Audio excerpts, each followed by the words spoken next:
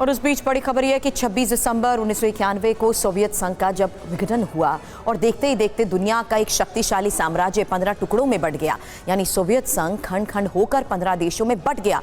और जानते हैं, कुछ इसी तरह रूस को भी अब टुकड़ों में बांटने का प्लान तैयार हो चुका है।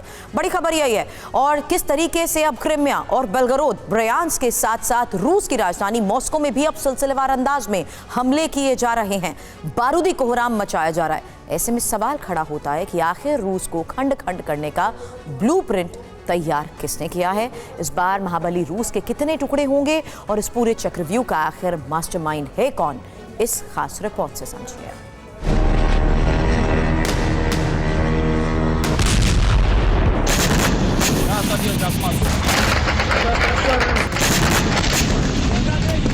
БПЛА, прикиньте, охуеть.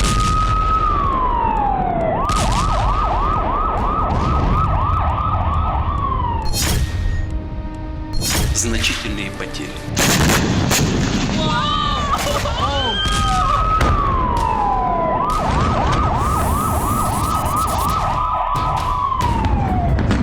एक बार फिर रूस की राजधानी आत्मघाती ड्रोन के हमले से दहल उठी।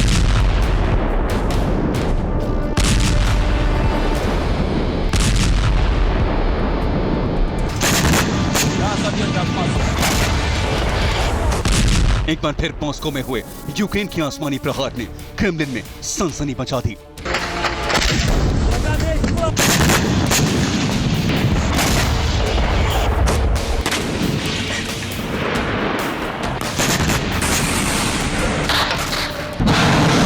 एक बार फिर पुतिन के घर में घुसकर ज़ेलेंस्की ब्रिगेड ने अटैक किया, वो भी बेहद विध्वंसक अंदाज में। БПЛА, prикиньте, охуеть.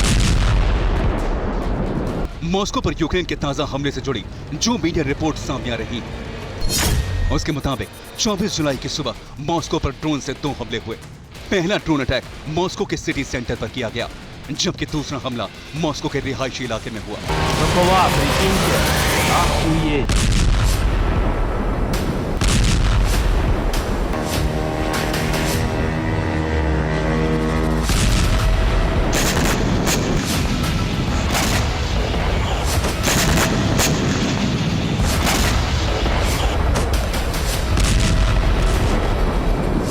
सबसे ज्यादा हैरानी की बात यह है कि इस बार यूक्रेन की आत्मघाती ड्रोन का टारगेट क्रेमलिन नहीं बल्कि रूसी डिफेंस मिनिस्ट्री थी।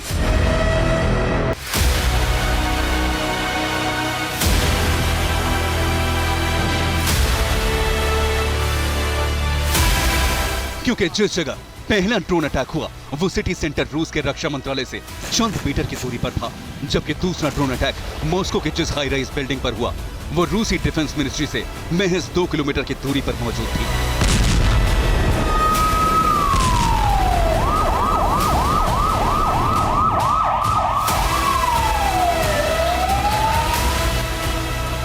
हालांकि रूस के इलेक्ट्रॉनिक वॉरफेयर सिस्टम के चलते बड़ा नुकसान नहीं हुआ, मगर इस हमले के साथ ही यूक्रेनी प्रेसिडेंट ज़ेलेंस्की ने पुतिन को एक मैसेज भी दे दिया कि यूक्रेन को कमतर आंकने की गलती रूस ना करे। По-перше, ми бачимо, що він все не контролює. यूक्रेन चाहे तो रूस को घर में घुसकर मार सकता है, मॉस्को तक को बारूदी कोहराम से तहला सकता है।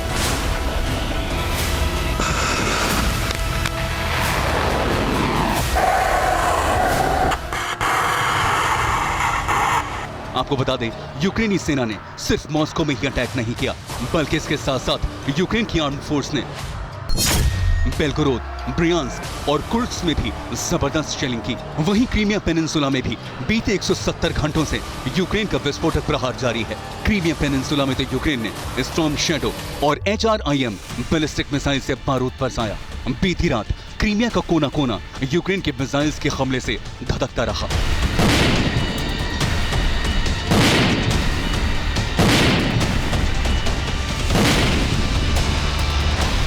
जब से लिथुआनिया की राजधानी विलिनियस में नेटो की बैठक हुई, तभी से यूक्रेन का विध्वंसक अंदाज लगातार देखने को मिल रहा है।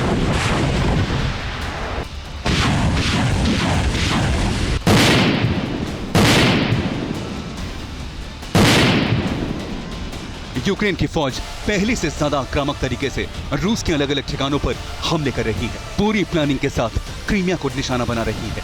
यकीन न हो तो बीते 150 घंटों में क्रीमिया से सामने आई इन विस्फोटक तस्वीरों को देखिए।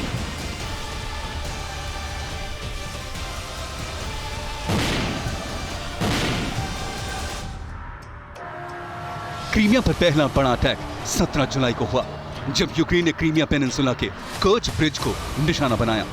दूसरा बड़ा हमला 19 जुलाई को हुआ, जब क्रीमिया के स्तारी क्रिम इलाके में रशियन मिलिट्री के ट्रेनिंग सेंटर पर अटैक किया गया।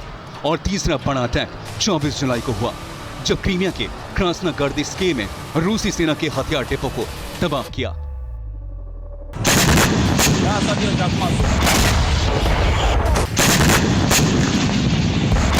भले ही क्रीमिया को यूक्रेन ने फाइनल फ्रंटियर बना दिया हो, लेकिन पुतिन भी पीछे हटने वालों में से नहीं है। लिहाजा यूक्रेन के हमलों के बाद पुतिन के ब्रिगेड ने ओडेसा में ऐसी तबाही मचाई जिसे देखकर हर कोई सन्न रह गया।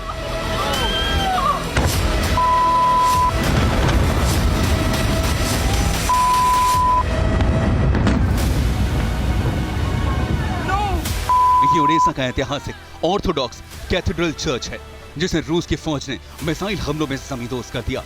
चर्च की छत दीवाने भर भरा कर जमीन पर गिर गई। हर तरफ मलबा फैला दिखाई दिया। Господи помилуй, одесситы, приходите спасать, тушить собор. जिस तरह क्रीमिया पर यूक्रेन ताबड़तोड़ हमले कर रहा है, ठीक उसी तरह यूक्रेन की पोर्ट सिटी ओडेसा रूस के टारगेट पर है। ब्लैक सी से लगातार ओडेसा में मिसाइलें दागी जा रही हैं, बम बरसाए जा रहे हैं।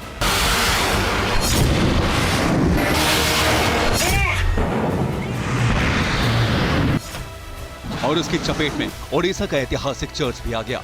हमला इतना जबरदस्त था कि इस अटैक को लेकर यूएन को बैठक बुलानी पड़ी। लेकिन रूस का आरोप है कि ओडेसा के कैथेड्रल चर्च को यूक्रेन ने वेपन डिपो बना रखा था। कैथेड्रल चर्च की इमारत में सी ड्रोन को तैयार किया जा रहा था, जिसका इस्तेमाल यूक्रेन की सेना हमले के लिए कर रही थी।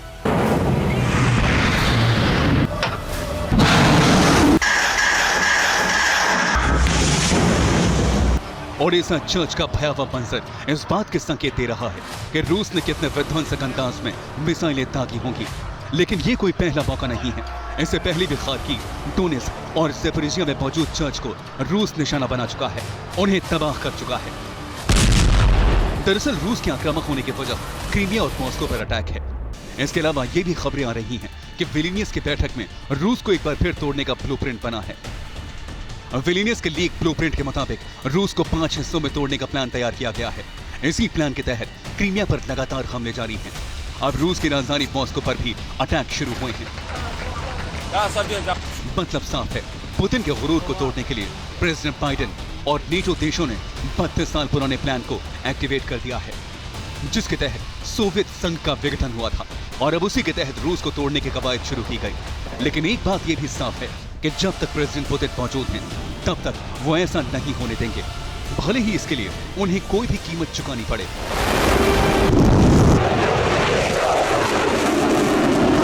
एटम बम तक का इस्तेमाल करना पड़े, कई मुल्कों का वजूद दुनिया से मिटाना पड़े।